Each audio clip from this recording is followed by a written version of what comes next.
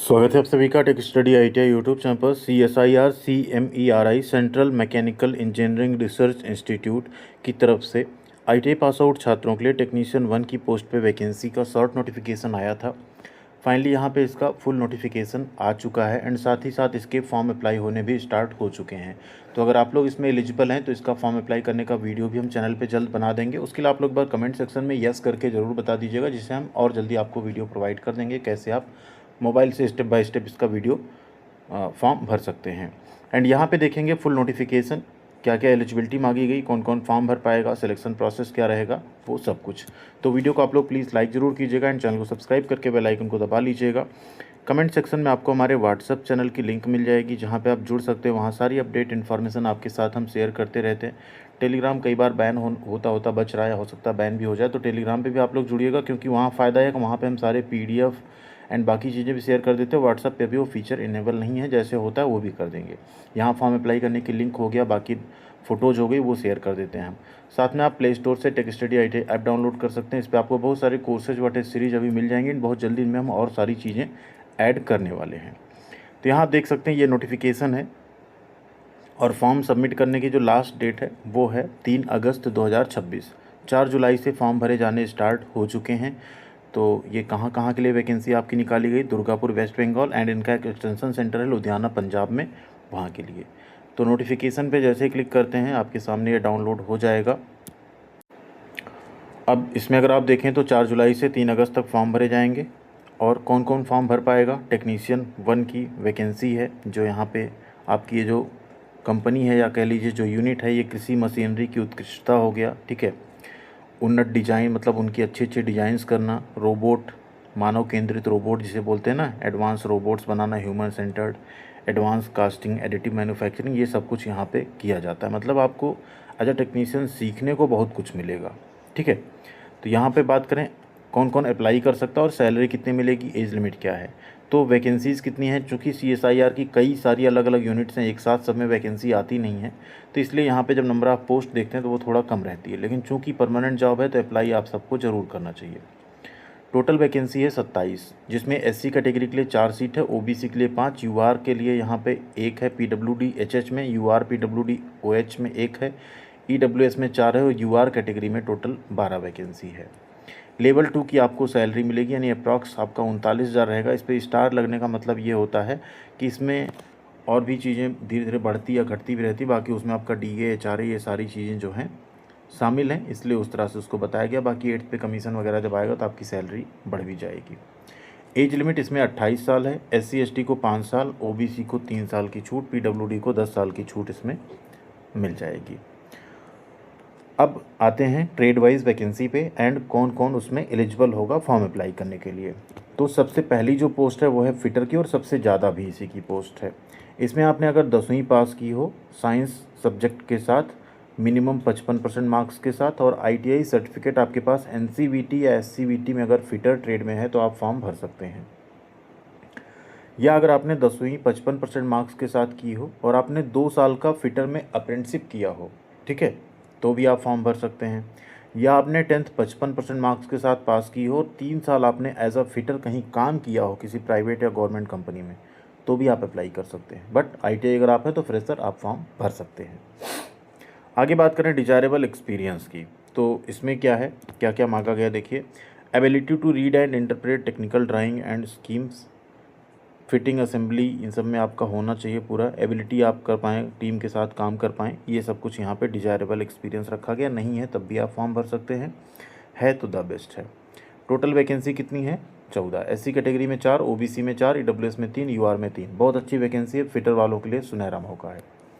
अगली पोस्ट है यहाँ पे electrician mechanic electrical power drive की। इसमें अगर आपने इलेक्ट्रीशियन ट्रेड में ITI किया हो या मैकेनिक इलेक्ट्रिकल पावर ड्राइव में किया हो, बाकी सारी चीज़ें सेम है जो ऊपर बताई गई, तो आप इसमें फॉर्म भर सकते हैं। 4 वैकेंसी UR कैटेगरी में है, सभी छात्र यहाँ पे फॉर्म भर सकते हैं, आप चाहे जिस कैटेगरी से हो, क्योंकि UR मतलब होता है अनरिजर्व।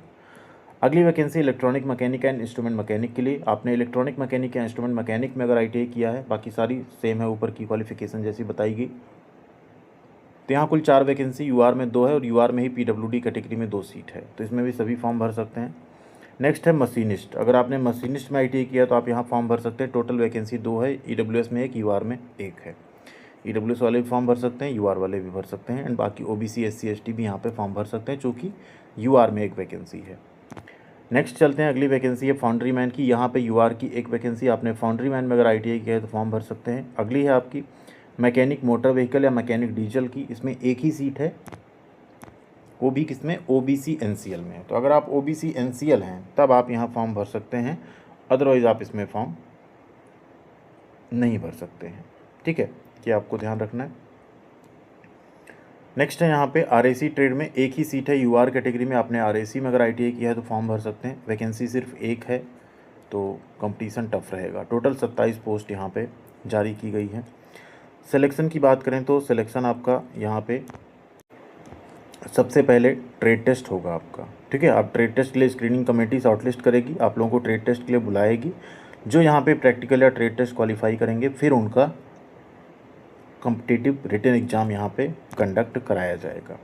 अब जो कॉम्पिटिटिव रिटन एग्ज़ाम होगा वो CSIR में सबका सेम होता है। ठीक है, चाहे जो यूनिट हो। 150 क्वेश्चन होते हैं, 2.5 घंटे का आपको समय मिलता है। लेवल उसका 10वीं प्लस ITI या 12th स्टैंडर्ड का होता है। इंग्लिश हिंदी दोनों में क्वेश्चन रहेंगे। कंप्यूटर या ऑफलाइन OMR बेस हो सकता है। जो पेपर 1 होता है आपका वो 1 घंटे का होता है, मेंटल एबिलिटी टेस्ट। इससे कोई मेरिट नहीं बनती, इसमें कोई नेगेटिव मार्किंग नहीं रहती, इसे सिर्फ आपको क्वालिफाई करना होता है। 50 क्वेश्चन रहेंगे 100 नंबर का। क्या क्या पूछा जाएगा, general intelligence, quantitative aptitude, reasoning, problem solving और सिचुएशनल जजमेंट।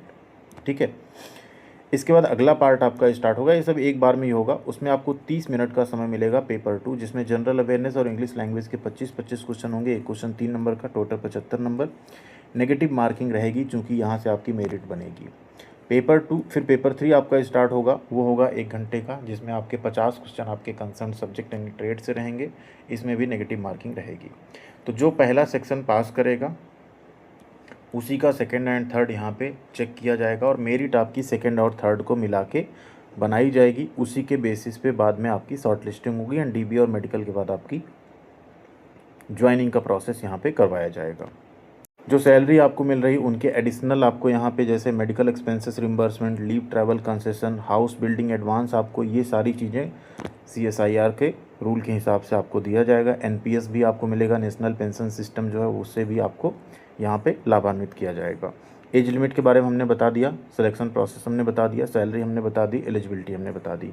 अब यहाँ पे आती है बारी फॉर्म भरने की। तो फॉर्म इसके ऑनलाइन ही भरे जाएंगे, कोई फॉर्म आपको ऑफलाइन नहीं भरना। 3 अगस्त से पहले आपको फॉर्म अप्लाई करना, और फॉर्म अप्लाई करने की फ़ीस भी यहाँ पे लगेगी। 500 रुपये फ़ीस है। ठीक है, ये आपको ऑनलाइन SBI कलेक्ट के थ्रू जमा करनी पड़ेगी। इसका प्रोसेस भी हम आपको बता देंगे।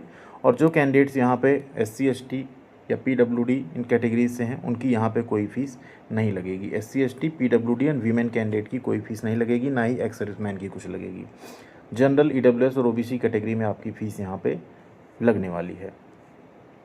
तो ये होगा फॉर्म अप्लाई करते टाइम आपका फ़ीस का प्रोसेस। बाकी आपको सारे डॉक्यूमेंट्स अपने रेडी रखने हैं, उसी के बेसिस पे आप अपने डॉक्यूमेंट्स और फोटो सिग्नेचर सब अपलोड करते हुए फॉर्म को भरेंगे। इसके बाद आप जब नीचे आएंगे तो यहाँ पे देखेंगे कि यहाँ प्रेफरेंस जो दिया जाएगा, कैसे दिया जाएगा। अगर स्कोर इक्वल होता है उसको यहाँ दिया गया है, जो बड़ा होगा उसे मिलेगा। नेगेटिव मार्किंग देखा जाएगा, किसने कम गलत किया है। तो वो सारी चीज़ें जनरली इतनी कम वैकेंसी में आती नहीं है।